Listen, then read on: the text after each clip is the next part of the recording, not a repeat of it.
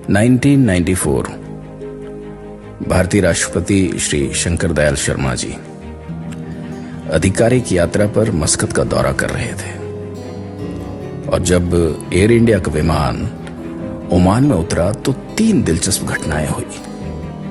एक, Oman king कभी भी किसी भी देश के गणमान्य व्यक्तियों को रिसीव करने के लिए हवाई अड्डे पर नहीं जाते, कभी नहीं।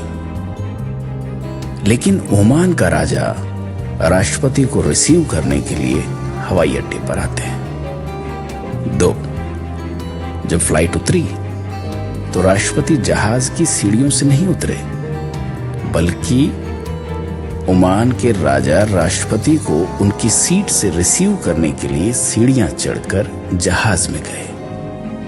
यह भी पहली बार हुआ था।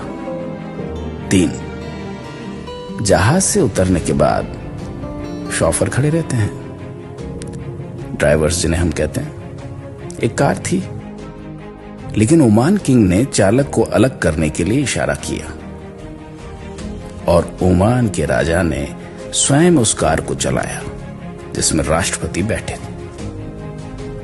बाद में जब संवाददाताओं ने राजा से सवाल किया कि उन्होंने इतने सारे प्रोटोकॉल्स क्यों तोड़े,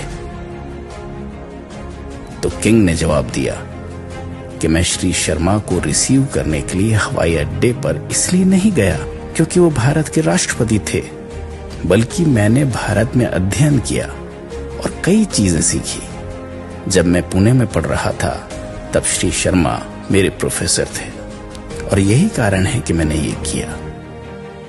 दोस्तों, यही शिक्षक होने की सबसे बड़ी शक्ति है। शिक्षक होना अपने आप में इसीलिए गौरवपूर्ण माना जाता है।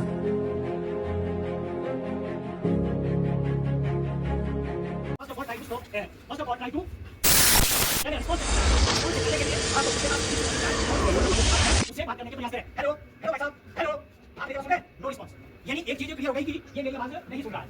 नंबर पहली बात है। नंबर दूसरी बात, क्या इसके फेफड़े काम कर रहे हैं कि नहीं? फेफड़े काम कर रहे हैं या नहीं कर रहे हैं, इसके लिए एक टेक्निकल तरीका है, लुक लिसन एंड फील।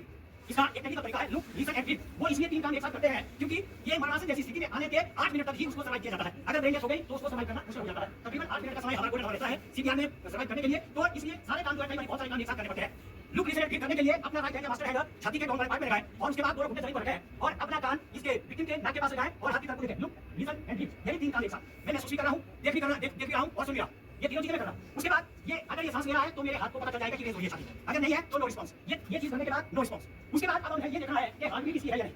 याद रखें, ये हार्ट बीट चेक करने के लिए खास करके जब डॉक्टर लोग चेक करते हैं तो यहाँ पर ये अंगूठे की साइड को एक नर्व पाई जाती है, उसको कहते हैं रेडियल पल्स। उसको चेक करके अनुमान लगाते हैं। लेकिन सीपीआर के वक्त में या ऐसी क्रिटिकल पोजीशन में समय को बर्बाद नहीं किया जाएगा और उसकी सबसे हार्ट के सबसे नजदीक पाई जाने वाली ब्रेन को ही चेक किया जाएगा। उसका नाम है कैरोटिड पल्स। कैरोटिड पल्स को चेक करने के लिए फिर एक साथ 2 काम करने पड़ेंगे, हेड टिल्ट, चिन लिफ्ट। ये हेड को नीचे करना पड़ेगा, चिन को ऊपर करना पड़ेगा, tight clothes, should be loose. जो बस्तर पहने हैं इनको हल्का सा ढीला करना पड़ेगा। और तो ये क्या है, ये काम जो आप देख रहे हैं इनकी सीट में डोर वाले पार्ट में 2 उंगली से इस प्रकार से नब्ज को चेक कर सकते हैं।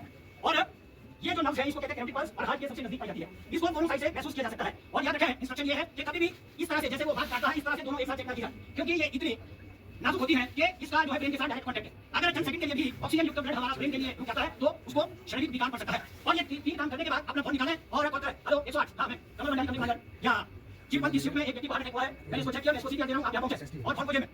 ये फोन जेब में रखा तो सीपीआर की प्रक्रिया शुरू करें। सीपीआर की प्रक्रिया शुरू करने के लिए जब एक बातों का ध्यान रखना बहुत जरूरी है। नंबर पहली बात, सीपीआर 5 स्टेजों में दिया जाएगा। उसके 5 स्टेप है। सीपीआर के 5 स्टेप हैं और पहला स्टेप है 30:2। 30:2 30:2 का मतलब ये है कि 30 बार इसको बनावटी सांस लेना है और 2 बार बनावटी 30 बार छाती वाली है और 2 बार सांस लेना है और ये क्रम 5 बार करना होगा। उसके बाद ही एक सीपीआर माना जाएगा, एक सीपीआर की प्रक्रिया पूरी मानी जाएगी। इस काम को करने के लिए याद रखें कि ये जो सीपीआर है ये अपनी मर्जी के टाइम टेबल का नहीं होगा। इसमें मेडिकल पॉइंट ऑफ व्यू से सेट टाइम बताया गया है कि तकरीबन 2 मिनट में आपके 5 चरण पूरे होने चाहिए।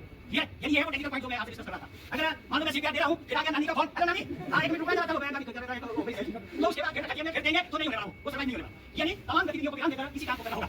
यानी एक सीपीआर की पूरी प्रक्रिया को वो सिस्टमैटिक तरीके से पूरा करने का समय है 2 मिनट का। अब ध्यान रखें, इसके साथ-साथ एक बार जब एक चरण पूरा करेंगे 30 बार छाती को दबाएंगे, 2 बार सांस लेंगे, इसका भी समय निर्धारित किया गया है 18 से 20 सेकंड। 18 से 20 सेकंड के अंदर ये 30 बार छाती भी दबानी चाहिए और 2 बार सांस भी किया जाना चाहिए। ये क्लियर है? उसके बाद अगली बात ये आ जाती है कि एज ग्रुप के हिसाब से टारगेट सीपीआर देने के लिए 3 कैटेगरी में बांटा गया है। पहली कैटेगरी है न्यूबॉर्न बेबी, दूसरी है चाइल्ड और तीसरी है हमारा। ये न्यूबॉर्न बेबी का एज लिमिट होता है 1 से लेकर 1 ईयर। 1 साल तक का जो बच्चा है उसको न्यूबॉर्न बेबी की कैटेगरी में बांटा गया है। उसको सीपीआर देने का हल्का सा तरीका अलग होगा जो मैं साथ-साथ बताऊंगा। उसके बाद एक आता है चाइल्ड, 1 साल से 8 साल तक का जो बच्चा होगा वो आएगा चाइल्ड में और 8 साल से ऊपर आपकी जो एज लिमिट है तो वो आएगा हमारा में। ये मैं अपनी कैटेगरी के लिए ये जो आपको बता रहा हूं इसके साथ-साथ में जो न्यूबॉर्न बेबी और बच्चे के लिए बताऊंगा। याद रखें, जब मैंने इसका रिस्पांस चेक किया किया था तो शॉपिंग किया था। और याद रखें, जब भी वो बेबी को इस प्रकार का वो आपने रिस्पॉन्स चेक करना है तो उसको पाव में बुद्धि की जाएगी और या तो इस प्रकार से बुद्धि की जाएगी, ऐसे ऐसे किया जाएगा। तो अगर वो रिस्पॉन्स दे रहा है तो वो हिलना शुरू करेगा, अगर नहीं दे रहा है तो कुछ भी नहीं होगा। और बच्चे के लिए ठीक वही है जो मैंने इसमें बताया आपको, हम और आपके लिए ये नहीं तक। उसके बाद छाती पर जब सीपीआर देना है तो इसका भी तरीका होना चाहिए। तरीका क्या है? ये सबसे पहले हार्ट लोकेट करने का तरीका, यानी हार्ट की लोकेशन हमारे कहां पर होती है। हार्ट की लोकेशन याद रखें 99 समथिंग जो है मानव शरीर के चेस्ट के मध्य से हल्का सा बाइंड करके रहता है। तो इसको ट्रेस करने के लिए मैं आपको बताऊं, जो वस्त्र पहने होते हैं या कपड़े पहने हैं उनको जरूरत के मुताबिक यूज किया जाए। उसके बाद जो हमारी छाती की हड्डियां, ये हड्डियां इनको अंगूठे की मदद से महसूस करते हुए सेंटर पॉइंट पर है। सेंटर पॉइंट के बाद दो उंगलियों को इस नेल के साथ छोटे वाली उंगली पर है और बड़े वाली उंगली के नेल के ऊपर मास्टर हैंड की हथेली को है। मास्टर हैंड की हथेली जब भी छोटी है तो इसको स्पोर्ट के लिए